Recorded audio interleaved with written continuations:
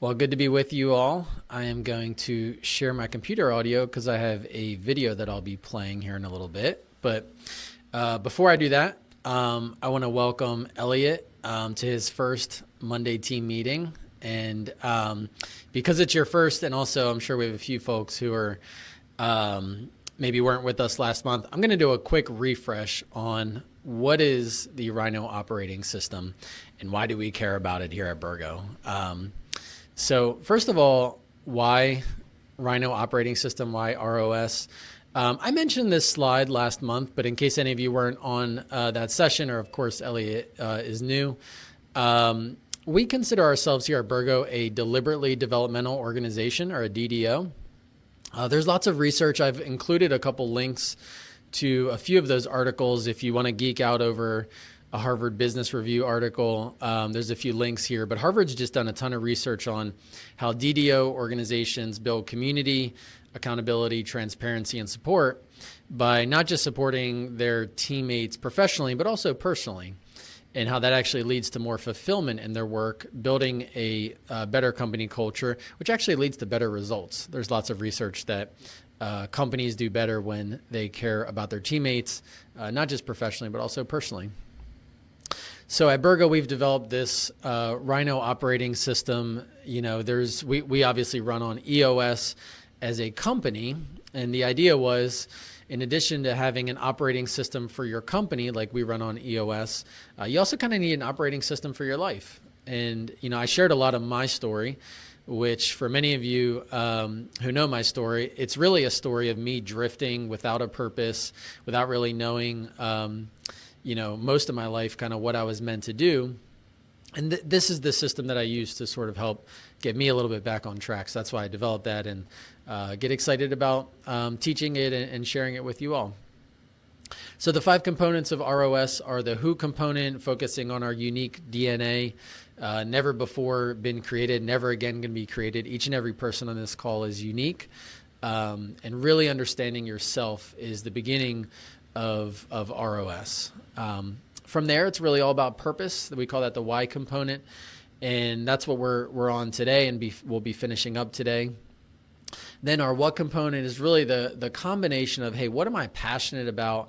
What am I proficient at doing? And what really aligns with that purpose that I've then identified? And we'll actually be jumping into the what component next month. From there, it's how do you execute on that, and when do you execute on that? Maximum rhythms of effectiveness. So again, just in terms of where we've been and where we're going, January through March, we covered the who component. April through June, we're finishing up today with the why component. Next 2 months, July and August, we'll cover what. Then we're going to go into the how component in September and October, and round it out, finishing up all 5 components. This year, we'll finish out the when component in November and December. That's kind of where we've been, where we're going. Again, today is all about the why component. And I was thinking about the why component a little bit last week as well. I was reading a book, and I saw this quote in the book, and the quote was specifically about community. And so I wanted to tie the why component to our theme of this year, which is community. Together, we thrive. This quote that I saw, it said, community requires a common destination, a common affection, and a common trust. I thought that was really good. Community requires a common destination, a common affection, and a common trust. And if you think about that, our purpose, you could think about it in a few different ways. Here at Burgo, we have a purpose as a company. We talk about that in terms of improving lives through real estate. And it's also kind of defined by our 10-year target. You know, we are an organization that has a common destination. We're heading to $1 billion of AUM by 2030, and we're doing that by improving lives through real estate. So we have a purpose as a company. ROS is really all about us having a purpose as an individual, or at least understanding our purpose, identifying and discovering that. And really, that brings us into community. We have a purpose as a community. That could be in our family relationships. That could be in the physical community that we're a part of, like our neighbors and the physical community. And so really there's a lot of connection between this concept of community and purpose, because they both require this common destination, this coming together to achieve a common thing. Just to recap on the Zoom poll that we took at the beginning of this component, I asked you all, when it comes to purpose, what category do you relate with most, from having no idea what your purpose is all the way to knowing your purpose and living into it every day. Folks are all across the board, with the large majority of folks feeling like they do know their purpose, and some of you maybe just feeling like you need some clarity on how to live into it every day. So last month's session, we really talked about that. We talked about living into your purpose every day. And in today's session, we're going to really try to help folks who are maybe not entirely sure on their purpose get some clarity on that. And we're going to talk about the rationale for getting clarity on that and how to actually go about doing that. So before we jump into that, I want to do two quick Zoom polls. The first is I want you to actually picture in your mind all of your priorities in your life. So whether that be family, friends, work, health and fitness, whatever all of your priorities are in your life, I want you to picture those in your mind. Then I want you to picture a perfect calendar that aligns with your life priorities. So picture a calendar that aligns with your life priorities. And then I want you to picture your current calendar. So just pretend that those two calendars are like in front of you. And my question is, how much overlap is there between those two calendars? If there's 100% overlap, that means that your current calendar directly aligns with your life priorities. 0% would mean that like this is your current calendar, this is your life priorities calendar. There's no overlap at all. Go ahead and just answer, what percentage of overlap do you find that you have between your current calendar and a calendar that aligns with your life priorities? Again, this is 100% anonymous, so answer honestly. This is for you, not for me. I want you to just answer honestly about what overlap do you feel like you have between your current calendar and your life priorities. Give maybe just another couple seconds here for the last few folks to chime in, and then we'll go ahead and share those.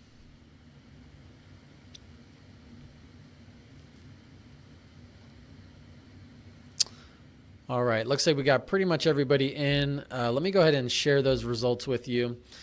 So not super surprising. I'll put this on the screen too so everybody can see it, but a little bit of a bell curve. Most people fall in the middle band here, feeling like there's some overlap, but not perfect overlap.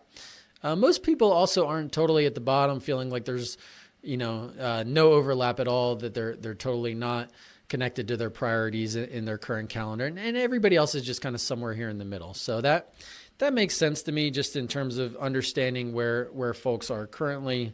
Let me go ahead and stop sharing that.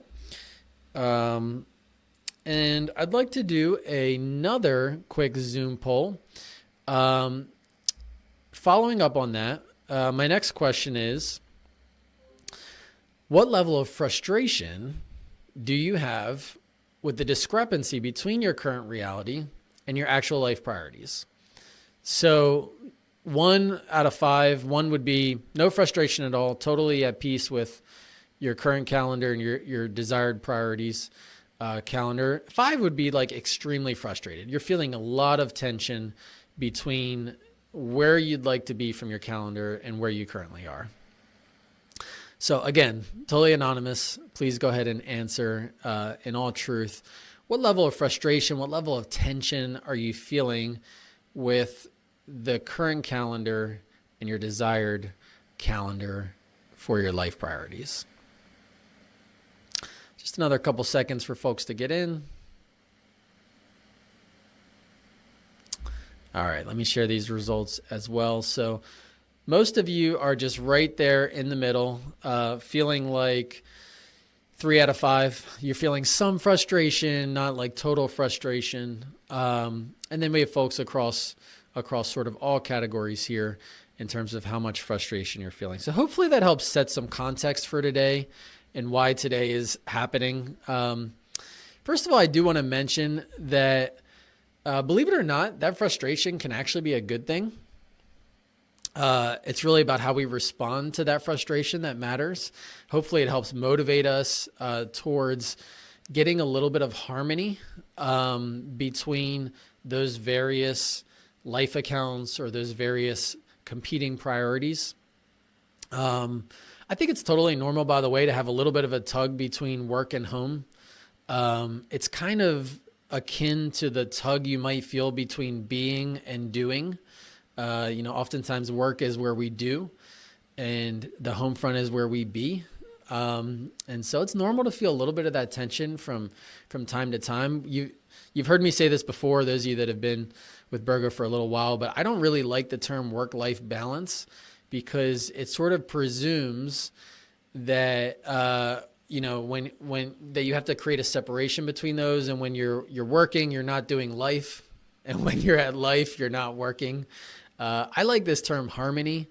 I think of it more akin to like a symphony, that you want the instruments to play together in harmony. So you want the violin and the piano, and the cello to all be playing this beautiful harmony, understanding what their role is, when each of them plays, and when maybe they take a break playing, but really getting them to play in harmony. So that's how I think of today's session. So with that, I'm going to actually show a little bit of a video. Hopefully this will be a nice interrupt from me talking the entire time. This is a guy by the name of Michael Jr. He's a comedian. I really like this video. He talks a little bit about knowing our why, and how when we know our why, it makes our what more clear and more impactful. So with that, let me go ahead and share this video. How do I know? A lot of people, when they think of the phrase, how do I know, they always want to put the what behind it. How do I know what I'm supposed to do? The question that you really should ask is, how do I know why I'm here? Because when you know your why, your what becomes more clear and more impactful. If you know, like for instance, people know that I do comedy, but that's what I do. My why is to inspire people to walk in purpose. So I can do comedy, I can write books, I can be in a movie, because all of it is motivated by my why. In fact, I have a new web series out called Michael Jr. Break Time. We probably just did the 6th episode. It's on YouTube. So every single Wednesday at 3 o'clock, we drop a new episode on YouTube of Michael Jr. Break Time.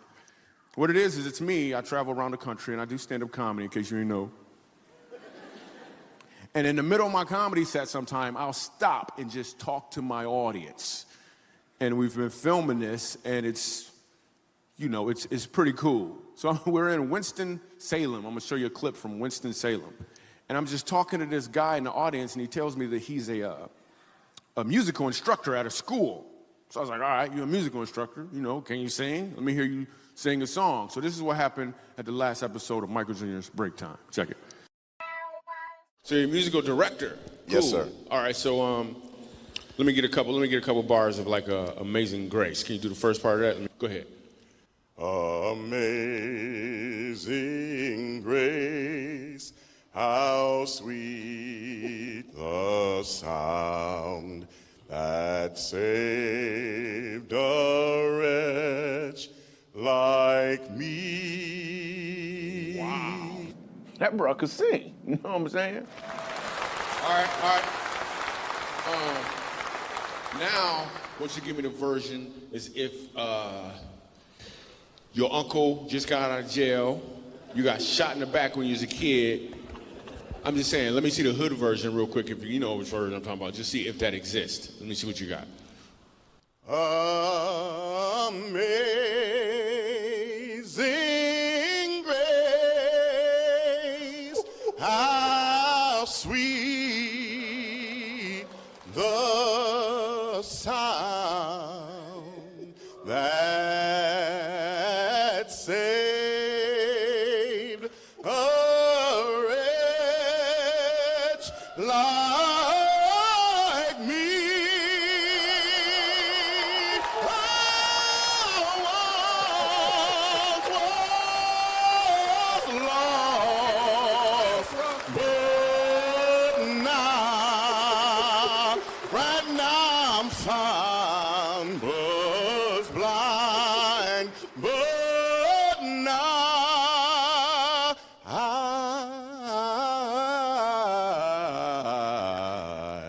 see.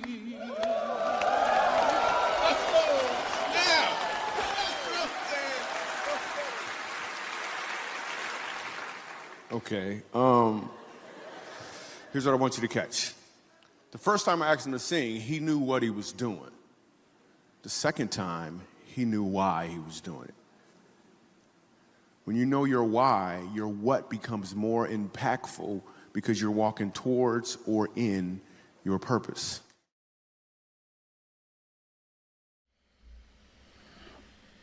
Well, I just love that. Hopefully you enjoyed that as well. Hopefully you got a little chuckle out of that. I know I did. And honestly, I laugh every time I see that. Michael Jr. was actually here in Pittsburgh, and I got to see him a few years ago, and I've fallen in love with him as a comedian since then. But think about what he said. When you know your why, your what becomes more impactful. And that's really what this is all about. Sure, the guy sang a good job the first time, but the second time he knew his why, and that song was just night and day. And that's what our work can be like. I mean, when we know our why, we just show up with a different purpose, and we show up in a different way. So that's really what today is all about. Cool. So we're going to jump into just the three points that I want to share with you. This is kind of the rationale behind life prioritization. So I'm going to call these the three payoffs of life prioritization. Just three quick points that I think you all will hopefully believe in at the end of this session in terms of really wanting to prioritize our life accounts. So the first is relationship realignment. Relationship realignment. So prioritizing your priorities really allows you to focus on nurturing your most important relationships. So really by identifying who and what matters most in your life, you can dedicate time and attention to fostering strong, healthy relationships with your family, your friends, your colleagues, whoever those important relationships might be. And having this structured approach really helps you allocate quality time to those that matter most. So it's really all about strengthening those relationships that matter most to you. And that really enhances your own personal well-being as well. So the first is really all about relationship realignment. Second payoff for life prioritization, I'm calling purposeful planning. So, prioritizing your priorities really leads you to have a more effective and meaningful planning. You've heard me say this before, but planning is really what helps us be more productive in our days and in our weeks, and in our lives really in general. So when you clearly identify what is most important to you, you can design your schedule and set goals that reflect your values and your aspirations. It's really the purposeful planning that creates a roadmap to aligning your life with your priorities. And that really is going to help you ensure that your daily actions contribute to your long-term vision. And really with this planning with purpose, you can avoid those distractions that kind of pull you away from what truly matters. So again, second payoff is purposeful planning. The third payoff I'm calling a lasting legacy. So I mentioned this before, but when you think about beginning with the end in mind, and you think about your purpose in general, it helps you to think about, okay, when I'm no longer here on this earth, what do I want to be said about me? What is the legacy that I want to leave? And really just by intentionally, whoops. Michael Jr.'s talking again over here. Sorry. By intentionally planning ahead, you can start to think about your legacy before it's too late to think about that, frankly. So whether it's your relationships, contributions to your community, achievements in your career, whatever it might be, just making those deliberate choices helps you to invest your time and your energy into building a meaningful and enduring legacy. So really thinking about the impact of your life and the legacy that you're going to leave, while you're here. So that's the third payoff, leaving a lasting legacy. So just a quick summary, the three, I'm calling them the payoffs of life prioritization. They are relationship realignment, purposeful planning, and leaving a lasting legacy. So with that, I'm going to jump into sort of my process for doing this life prioritization. And before I do that, I want to share this matrix called the Eisenhower Matrix. So I first heard about the Eisenhower Matrix in this book called The 7 Habits of Highly Effective People. It was a book I read in college, and it just totally changed my life. It was the book that really started to have me think about prioritizing my life and the things that mattered to me, and trying to get out of my life what I really wanted. And again, this was at a point in my life where my life really was drifting off course. Many of you know I got expelled from high school, got myself into a good bit of trouble in my early days. So I saw this Eisenhower Matrix. And what's cool about it is it thinks about what's important and what's not important, and what's urgent and not urgent. And oftentimes, he actually talks about the tyranny of the urgent. Oftentimes, things that appear urgent make them seem like they're important because they're urgent, but they're often not important. And so, he comes up with, here are the actions you might think about doing. Obviously, if it's important and it's urgent, those are the things you want to do. But what often gets neglected is the important and non-urgent. So the things that aren't pressing for our time, but are important to us. And those you have to decide when you're going to do them. The best thing you can do is schedule time to do them. And then, of course, we have the non-important. Those are the types of things you might want to consider delegating or just deleting altogether. So for me, just understanding the difference between urgency and importance was kind of mind-blowing and super helpful in terms of me setting my life priorities. So the tool that we have for setting life priorities is we're calling it the My Life Priorities tool. So this is really all about, it's a simple tool about identifying, ranking, and executing on your life priorities. And here's what it looks like in practice. First thing you do is you think about all of your life priorities. What are all of the things that you care about and want to prioritize in your life? Like your family. And I stuck with this sort of F theme here. So your family, your finances, your friends, fitness, fun, maybe faith, things like that might be your life priorities. And you could kind of list them out. Yours are going to be different from mine. For me, I obviously have my marriage, and I also have my children. Not everybody has children. Not everybody's married. So just lifting out, hey, what are your life priorities? By the way, usually I'll do the example for me, and I'll actually show you, me filling this out for myself. This is just a hypothetical person. So you're getting a hypothetical completion of this tool for this one. So the next thing you have to do, and this is really hard, is to actually force rank those priorities. So when push comes to shove, one of those priorities needs to be more important than the other. And you could kind of talk yourself into or out of a lot of these. Like, hey, if I don't take care of myself and my own physical health, it's going to be really hard for me to take care of my family.